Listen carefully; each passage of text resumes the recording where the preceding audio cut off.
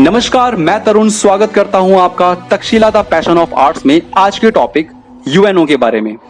जी हां, यूएनओ, जिसे संयुक्त राष्ट्र इंटरनेशनल ऑर्गेनाइजेशन या फिर यूनाइटेड नेशन ऑर्गेनाइजेशन, संयुक्त राष्ट्र संघ के नाम से भी जाना जाता है।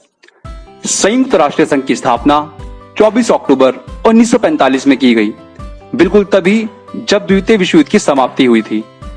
द्वितीय विश्व युद्ध 1939 से लेकर 1945 तक हुआ था।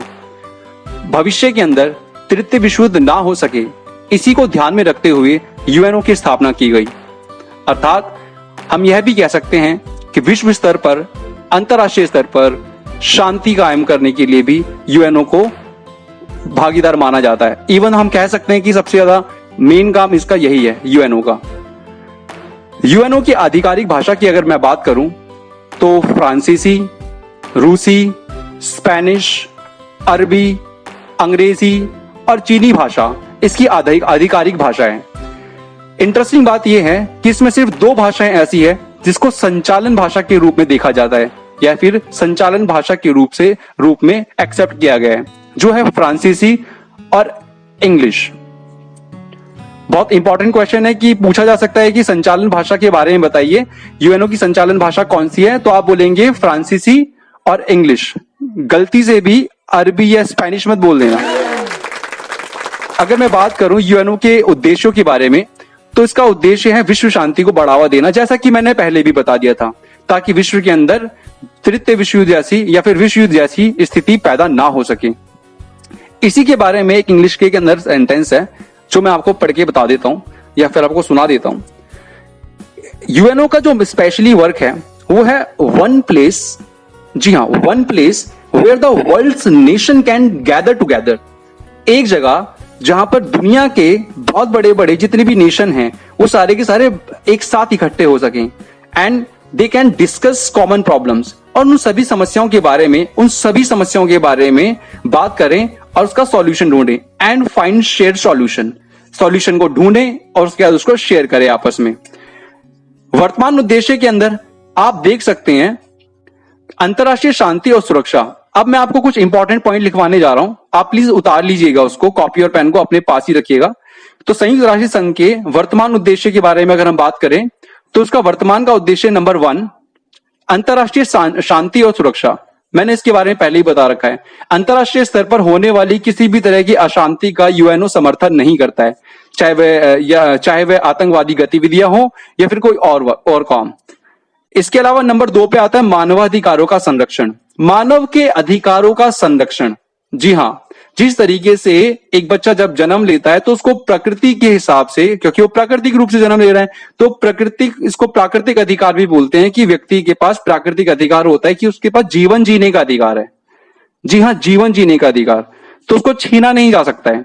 उसी तरीके से यूएनओ का मानना है कि मानव के अधिकारों का भी संरक्षण होना चाहिए, राइट। इसको बोला जाता है ह्यूमन राइट्स, इंग्लिश में इसको ह्यूमन राइट्स बोला जाता है। इसके अलावा सतत विकास को बढ़ावा देना। सतत विकास को बढ़ावा देने का मतलब होता है कि सभी क्षेत्रों को ध्यान में रखते हुए विकास करना। कभी कभी क्या होता है कि मान लीजिए शिक्षा के स्तर के अंदर कटौती कर और सुरक्षा के क्षेत्र के अंदर ज्यादा जो है इन्वेस्टमेंट कर दिया जाता है या फिर उसकी तरफ थोड़ा ज्यादा ध्यान दे दिया जाता है। ऐसे अनेकों मुद्दे हैं, बहुत सारे मुद्दे हैं। तो उन्होंने ये बोला है कि सतत विकास को बढ़ावा देना, ऐसे तरह से विकास करना जिसके अंदर किसी भी देश का किसी भी प्रकार से आर्थिक, राजनीतिक या फिर संस्कृति का कोई भी नुकसान ना हो। एक ऐसे विकास की कल्पना यूएनओ करता है। और वो कल्पना कब पूरी हो सकती है? जब सभी देश आपस में मिलकर काम करें। इसलिए मैंने आपको बोला था one place where the world's nation can get together and discuss common problems and find the shared solution, right. इसके अलावा अंतरराष्ट्रीय कानूनों का अनुपालन। विश्व स्तर पर वो सभी कानून जो कि अंतरराष्ट्रीय स्तर पर यूएनओ के द्वारा बनाए गए हैं या फिर यूएनओ के द्वारा इसको परमिशन दी गई है या फिर इसको क्रियान्वयन करने के लिए बोला गया है, तो इस चीज को हमेशा ध्यान रखा जाता है सभी देशों के द्वारा जो कि यूएनओ के सदस्य हैं या फिर वो जिसके ऊपर यूएनओ की नजर रहती है। यानी कुछ ऐसा भी हो सकता है कि कुछ देश सदस्य नहीं है लेकिन बावजूद इसके वो कंट्रीज जो हैं किसी भी तरह की आतंकवादी गतिविधियों को फैलाने की कोशिश कर रही है राइट, या फिर किसी और तरीके से अर्थव्यवस्था को नुकसान करने का प्रयास कर रही है, जो कि यूएनओ के अंदर आते हैं उन देशों का। तो इस चीज को ध्यान में रखते हुए उन्होंने बोला है कि अंतर्राष्ट्रीय स्तर पर किसी भी तरह के कानून बनते हैं, चाहे वह शिक्षा से संबंधित कानून हो, चाहे वह स्वास्थ्य से संबंधित कानून हो, चाहे किसी और तरह के कानून हो, तो उन सभी कानूनों का अनुपालन देशों के द्वारा और देशों के अंदर रहने वाले उन सभी लोगों के द्वारा, मनुष्य के द्वारा, मानवों के द्वारा एक्सेप्ट किए जाए या फिर उसको क्रिया में लाया जाए, राइट, उसका अनुपालन किया जाए।